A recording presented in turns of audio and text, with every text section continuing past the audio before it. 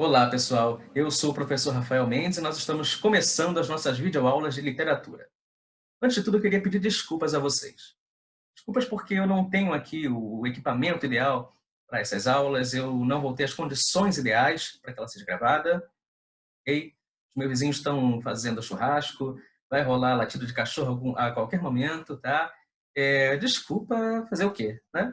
A gente tem que se adaptar à realidade da melhor forma possível. Então, essa não vai ser a sua aula ideal, mas é a nossa aula possível. Então, vamos trabalhar para que seja, pelo menos, a melhor possível, ok? Eu tenho um materialzinho para vocês, de PowerPoint, a gente vai se guiar por ele, ok? Então, vamos lá. A gente vai começar pelas figuras de linguagem. Eu sei que para algumas turmas isso já é um assunto anterior, né, mas nós vamos precisar retomar para nivelar todas as turmas, certo? E ter um início comum para todos. Essa aula é composta de duas partes, estamos começando agora.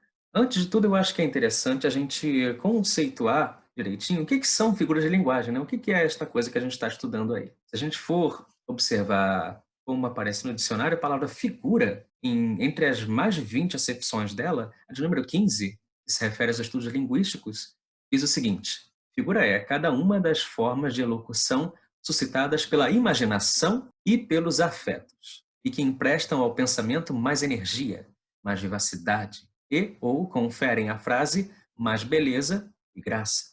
O objetivo disso parece chegar à beleza ou à graça, então é uma questão de estilo mesmo, de estilo de linguagem, né? De como você quer, o que você quer ressaltar no seu discurso. Partindo desses conceitos que o próprio dicionário dá para a gente, de imaginação e de afeto, eu posso sugerir que há para essas figuras um uso criativo, né, que normalmente é mais ligado ao literário, e um uso afetivo, né, que é mais ligado ao que a gente conhece cotidianamente, né, aos nossos usos cotidianos da linguagem.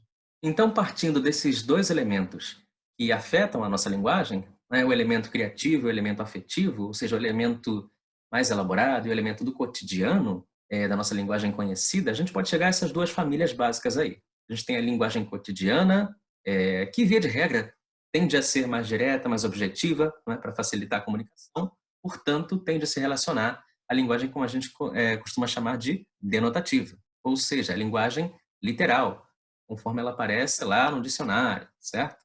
E a gente tem, nesta outra família, a linguagem criativa, normalmente relacionada à linguagem literária, certo? A linguagem, portanto, mais conotativa, é o que a gente chama de linguagem figurada. Observem, atentaram para isso, né? Estamos falando de linguagem figurada e sobre figuras de linguagem, né? Tanto que isso que a gente está chamando de linguagem figurada, a gente também chama de linguagem representativa ou linguagem simbólica. Figuras de linguagem basicamente é isso. São estratégias de comunicação que tiram a nossa fala do cotidiano, do banal, né? Para ressaltar alguns elementos que a gente considera mais importantes, certo? De uma maneira, como a gente viu lá no Aurélio, buscando aí a beleza ou uma vivacidade maior no nosso discurso, certo? A gente vai perceber que, no entanto, essa linguagem figurada ela não aparece só exclusivamente na literatura. A gente vai ver que ela vai aparecer também na linguagem do dia a dia, certo? Então, não existe exatamente essa linha divisória aí no meio, ela vai ser mais ou menos borrada e riscada aí, tá? A gente vai ver aqui nos exemplos como há casos literários de uso das figuras de linguagem e casos cotidianos. Eu vou sempre tentar te mostrar aqui esses dois lados, tá? Bom, o nosso objetivo último aqui é o quê? É justamente descobrir como essas figuras de linguagem serão cobradas em provas de vestibulares e no Enem, correto? Pois bem, pensando nisso, selecionei aí as 10 figuras de linguagem que eu considero que são as mais recorrentes nessas provas. A partir da minha própria experiência, a partir da troca de experiência com colegas, consegui chegar mais ou menos a essa definição aí. Claro que há outras, muitas outras figuras que são muito importantes também, não é que nós não devemos estudá-las, mas a gente vai focar nesse momento, nessas 10 aí. Não numerei nem nada para que não houvesse nenhuma impressão de hierarquização entre elas, são igualmente importantes. A ordem aqui é mais didática do que realmente de importância. Então vamos à metáfora, começando aí pela leitura dos nossos exemplos. Bom, observe que começa vendo o trem de ferro como uma coisa mecânica, algo concreto, não é? E de repente, no segundo verso, algo inusitado acontece. Ele atravessa a noite, a madrugada, o dia, né? Isso é uma característica normal, comum de um trem de ferro atravessar elementos como noite, madrugada e dia? Naturalmente que não. Então ele é convertido em um elemento abstrato, né, e assume características de um outro tipo de elemento, que é o que ele não é, no cotidiano. Observe aí abaixo o poema Tic Tac, de Mário Quintana. Aqui a gente tem a metáfora ainda mais explícita, né? Ele diz, tic tac dos relógios é igual, é exatamente, né, como se fosse uma máquina de costura do tempo. Relógio e máquina de costura são elementos que estão aí integrados. O que a metáfora faz? Como é que ela funciona? É importante a gente observar isso, certo? A metáfora é um processo através do qual você conecta, busca as semelhanças de elementos que, via de regra, não se coadunam, não se relacionam. No caso, uma coisa mecânica, que é o trem de ferro, e algo abstrato como um sentimento. Ou no segundo exemplo aí, o relógio e a máquina de costura. De algum modo, esse relógio, metaforicamente, né, vai também costurar alguma coisa. No caso, fabrica mortalhas. Quanto o tempo vai passando e a humanidade vai morrendo. Outro exemplo que a gente tem aí, um trechinho de Meus 8 anos, do Casimiro de Abreu. Mas observe, ele fala aí da aurora da minha vida, em seguida ele fala a que isso se refere, né? O que é a aurora da vida? É a infância. Então, infância e aurora são dois elementos que vão ter aí as suas qualidades comuns ressaltadas pelo poeta, e aí se constrói essa metáfora. A aurora é o princípio do dia, a infância é o princípio da vida, né? Então ele vai utilizar o termo infância como se fosse a aurora. Aí eu tenho também os nossos exemplos mais comuns, de linguagem mais corrente do cotidiano. Então eu tenho aí, por exemplo, não sou muito bom em edição de vídeo, eu faço aquele feijão com arroz, sabe? Então, feijão com arroz aí no caso não é o feijão com arroz literal, é o significado de algo básico, do mínimo que se consegue, se sabe fazer. Olha o exemplo de baixo. Meu filho é um doce. O que eu estou fazendo aí? Estou ressaltando no filho características de doce. Mas quais características? Quer dizer que ele causa diabetes? Quer dizer que ele pode ser comido? Logicamente que não. Então, eu estou ressaltando aí que essa criança tem qualidades agradáveis, né? Assim como o doce. O exemplo de baixo. Empaquei na questão 1. Mas empacar significa o quê? Significa quando um cavalo ou um burro estaca, não é? E não quer mais andar. Então a gente pega emprestado esse verbo aí para utilizar em outras situações. E aí se constrói essa metáfora. Então vamos ver o último exemplo agora. Esse cara é uma mula. Bom, aí eu estou buscando aproximar esses dois seres, né? Um cara, um homem, seja lá quem for, uma mula, um animal, com um sentido, obviamente, depreciativo, embora isso seja muito injusto com as mulas, certo? Inclusive, vale ressaltar, eu sinto muito pelas pessoas que não gostam de gato, mas eu acho que o gato é o único animal que essencialmente constrói metáforas positivas. Basta você ver, né? Esse cara é um gato, é algo positivo. Agora, pense nos animais: cachorro, vaca, baleia, piranha, jegue, lesma, tartaruga, são sempre características negativas, né? E muitas delas, inclusive, vale afirmar também, ligadas ao feminino, que diz muito aí sobre a nossa sociedade, né? A linguagem sempre diz muito sobre a sociedade. Esta aqui, semelhança implícita, é uma expressão que pode nos ajudar a entender, a resumir de que se trata uma metáfora. Então, eu vou sempre tentar colocar para você alguma expressão ou palavra que te ajude a definir melhor para você aí essas figuras. Sobretudo quando elas se confundem ou quando o nome em si não te diz nada. E aí chegamos à comparação ou o símile. Essa é uma figura que tem muita relação com a própria metáfora, né? Que é a nossa figura de linguagem primordial, fundamental. Tanto é que o que a gente chamou antes de linguagem simbólica, representativa, a gente pode também chamar genericamente de linguagem metafórica. E essa expressão vai abarcar todas as figuras de linguagem. Mas não se confunda, a metáfora continua sendo uma figura de linguagem à parte, tá? Não confundir. Vamos ao texto. Repare que todo ele é pautado na comparação que está lá no início, nos primeiros versos. Escrever um poema é como apanhar um peixe. Assim como aconteceu na metáfora, né? Poema e o ato de apanhar um peixe aí são dois elementos díspares, completamente distintos no mundo, né?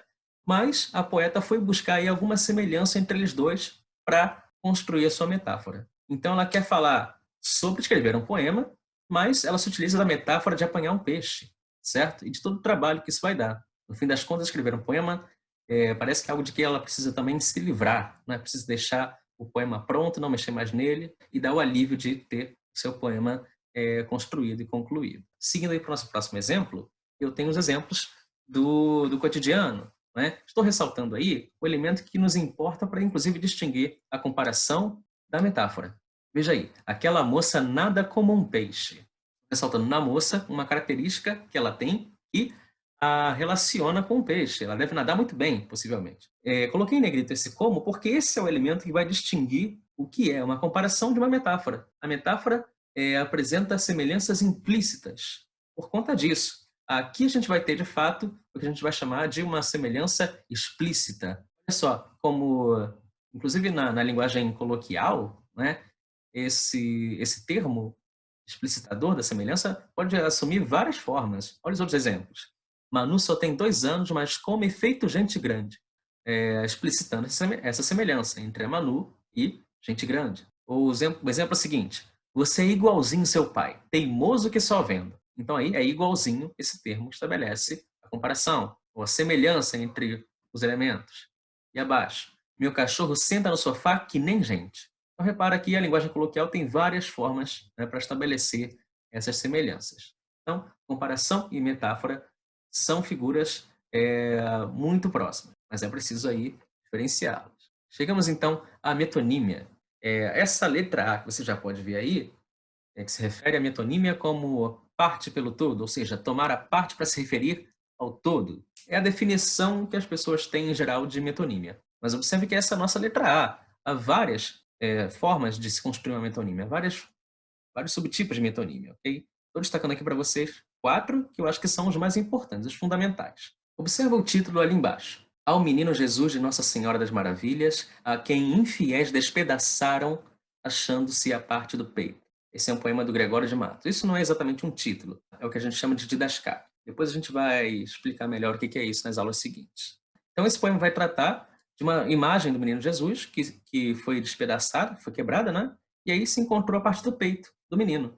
E todo o poema vai girar em torno disso, né? Do que significa o peito daquela imagem do menino Jesus. Parece um pouco confuso, né? Ele brinca com as palavras, com a parte, o todo, repete muito esses termos e sem uma leitura atenta ele pode soar realmente meio confuso.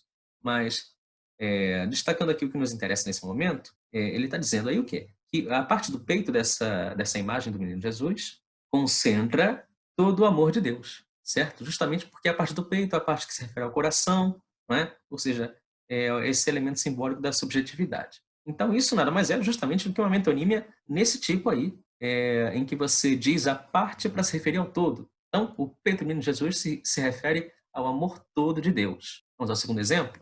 Esse é um trechinho do romance As Mulheres de Tijuco Papo, uma autora brasileira chamada Marilene Felino. Repara como essa metonímia ela pode ser muito mais sofisticada e complexa até. Não é? Olha lá o finalzinho, que ele diz: Revolução, meu Guaraná em cima do balcão, minha casa sem televisão. Esses dois elementos, que são elementos banais do cotidiano, né? Um Guaraná em cima do balcão, um relato aí de muitas das carências dessa menina, uma menina que conta sua própria história, para ela representa tudo que se deu naquele momento. Para ela, a revolução é resumida nas carências dela que permaneceram sem solução. Ela continuou não conseguindo provar o que ela provaria pela primeira vez, beber um guaraná inteiro, né, uma garrafa de refrigerante, e ela continua com essa escassez aí da televisão, por exemplo. Uma época que realmente só as pessoas mais abastadas tinham televisão em casa, não é? Chegando agora nos exemplos cotidianos, observe aí. Pedro pediu a mão de Carlos em casamento. Obviamente que ninguém pede só a mão em casamento, não é? Então a mão se refere aí ao Carlos inteiro. O segundo exemplo, fazendeiro mais rico da região, Olavo tem muitas cabeças de gado. Pois bem, da mesma maneira, essa é uma expressão comum, né, cabeça de gado, não se refere só à cabeça, mas a um boi ou uma vaca inteiros. Por fim, recebam Maria Eduarda, que completa hoje 15 primaveras. Essa é uma forma elaborada, né, de dizer que Maria Eduarda, no caso aí, completou 15 anos. Né? Primavera é uma das partes do ano, uma das estações do ano. E aí chegamos ao segundo tipo de metonímia, do continente pelo conteúdo. Ou seja, quando a gente se refere ao recipiente de alguma coisa para se referir ao que ele contém. Ele diz prato difícil de preparar. Quando a gente diz que vai preparar um prato, né, na verdade a gente vai preparar o quê? Vai preparar o alimento, a refeição que vai dentro desse prato, não o prato em si. Ah, mas eu sei que você poderia estar me perguntando, mas aí o que eu tenho não é uma metáfora? Quando ele fala família é prato difícil de preparar? Então, também, perfeita colocação para quem pensou nisso. Por quê? Nada impede que as figuras de linguagem coexistam, tá? Convivam. Eu tenho sim uma metáfora ali, né? Na verdade, ele está se utilizando do conceito aí do alimento, né, de um prato, para se referir, para falar da família. Esse é o estratagema que ele utiliza. Agora, não impede que eu tenha ali também a minha metonímia, em falar do prato para querer falar, na verdade, da refeição. Vamos ver os exemplos cotidianos. Quantas garrafas a gente bebeu ontem? Então, a gente não bebe as garrafas, a gente bebe o conteúdo delas. Ou abaixo, Pedro foi alimentar os peixes e matou o aquário inteiro. Então, no caso, Pedro não matou o aquário em si, né? Mas matou todos os peixes que estavam no aquário. Isso que a gente está querendo dizer. E essas metáforas do cotidiano, elas passam batidas enquanto metáforas, certo? A gente não percebe, né? Então, esse é o momento da gente parar para prestar atenção nelas. Nosso terceiro tipo de metáfora, o autor pela obra. Quando a gente se refere ao autor para querer falar, na verdade, do que ele produziu. Pois bem, esse é um trecho da música Para Todos, do Chico Buarque. E aí, quando ele diz Luiz Gonzaga é tiro certo, ele se refere não ao Luiz Gonzaga pessoa física, vamos dizer assim, mas é a obra musical que ele deixou, certo? Mesma coisa com todos os outros nomes que ele vai citando. Essa música toda é uma grande homenagem, né, aos nossos autores da música popular. Mais uma vez, a gente tem outras figuras coexistindo, certo? Quando ele diz tome Noel Rosa, ele está novamente metaforizando, como se você pudesse tomar um gole, um copo de Noel. Mas quer dizer para você, enfim, consumir essa obra artística. Então, aos exemplos mais cotidianos. Woody Allen eu gosto, mas Tarantino é muito confuso e violento. Bom, nós estamos falando do Woody Allen enquanto pessoa, nem do Tarantino enquanto pessoa, né? Mais dos seus filmes. Okay? Ali embaixo. Você já leu Conceição Evaristo? Novamente, me refiro aos livros dessa autora. Durmo sempre com um machado na cabeceira. Observe como é importante perceber se há ou se não há uma figura de linguagem, correto? Porque a nossa leitura pode mudar bastante. E aí chegamos ao nosso quarto tipo de metonímia, né, da marca pelo produto. Aí já aparecendo para você de maneira bastante característica, uma das principais, uma das mais famosas metonímias desse tipo. Vamos ao exemplo literário primeiro. Ele diz ali uma Coca-Cola, querendo dizer o quê? Querendo dizer que toma um refrigerante de cola da marca Coca-Cola. Né? Mas isso aí é muito extenso para a gente dizer. Então, essa metonímia ela agiliza o processo discursivo. Mas é importante perceber que também isso é uma figura de linguagem. Vamos seguir para os outros exemplos. E para beber, Coca ou refrigerante? Coloquei esse exemplo porque, na verdade, ele é um exemplo real. Aconteceu comigo. O atendente de uma pizzaria no telefone me perguntou isso, se eu queria Coca ou refrigerante. De tal modo, a marca às vezes se destaca no mercado, como por exemplo é o caso da Coca ou Coca-Cola, que a gente acaba esquecendo, às vezes, que é um produto como qualquer outro, certo? E a marca se diferencia das demais. Isso para as marcas é fantástico, é maravilhoso. Imagina. Ou o exemplo de baixo, que muita gente não sabe, não é? Que é também uma metonímia. Empresta seu rímel. Pois é, rímel seria, em princípio, uma marca de máscara de cílios. Ou o último, comprou o Bombril que eu pedi. Esse, como eu disse, é a metonímia da marca pelo produto mais conhecida, mais famosa no Brasil. Certo? E por quê? Porque essa marca se destacou no mercado de modo que o nome dela virou sinônimo do produto que ela vende. Inclusive, e que produto seria esse? Seria a palha de aço. Né? Muito embora a Bombril venda muitos outros produtos. No entanto, aconteceu um dado momento aí da nossa história, surgimento de uma outra marca concorrente que investiu bastante em comunicação, em propaganda também, e acabou construindo um interessante processo linguístico. Eu não sei se mais alguém além de mim, perdão, parou para prestar atenção nisso, mas como surgiu a Assolan, essa figura de linguagem, essa metonímia do Bombril, se desfez um pouco, porque a Assolan não poderia vender Bombril da Assolan, certo? Eles vendem o quê? Eles vendem Solan. Então, quando a Assolan começou a tomar uma parcela considerável do mercado, a expressão palha de aço, ela se popularizou um pouco, as pessoas passaram a falar esse termo, que não falavam antes, era tudo Bombril. Então é muito impressionante como um elemento cultural e até econômico, não é? Estrategicamente econômico aí, tem interferência na linguagem. Palavrinha para lembrar da metonímia. Para resumir, o que é a metonímia? Vamos ficar com substituição, ok? Para você não ficar com aquela ideia fixa de parte pelo todo. Não é só isso, é muito mais que isso. Ok? E, de repente, é melhor você pensar assim. Metonímia, na verdade, é o quê? É a substituição de um termo, ok? Por outro, que traz com ele uma relação íntima. Então, da mesma forma, quando eu falo do continente para falar do conteúdo, quando eu falo do autor para me referir à obra, né? Ou aqui na marca pelo produto, eu estou relacionando elementos que têm muita proximidade, estou fazendo uma substituição de elementos que têm uma relação íntima. Então, metonímia, basicamente, é uma substituição de termo. Okay? Você pode até, se te ajudar, se te facilitar, a substituição, talvez, aí do Bombril novamente pela palha de aço ou pela açola. Chegamos, por fim, à personificação ou prosopopeia. Os dois nomes se referem à mesma figura. Vamos ao exemplo. Esse é o poema Círculo Vicioso, do nosso Machado de Assis. E aí você tem... Esse poema se constrói todinho ele, né, com base em personificações. Fica claro, então, o que significa a personificação. Né? É o quê? É conferir a um elemento inanimado ou inumano, apenas, uma característica essencialmente humana. No caso aí, tanto o vagalume, quanto as estrelas, quanto a lua, quanto o sol, todos os elementos assumem características essencialmente humanas. No caso aí, a inveja, né? Então, todos esses elementos estão ligados por esse sentimento humano. Então, são conferidos desse sentimento. Olha ali os nossos exemplos cotidianos. Minha filha conta historinha para a boneca dormir todas as noites. Como sabemos, boneca normalmente não dorme, né? Toy Story não conta. O outro exemplo. Bati. Quem mandou aquele poste entrar na minha frente? Você pode perceber que muitas vezes a personificação serve também ao humor. Né? Afinal de contas, o poste não teria como sair da frente do cidadão.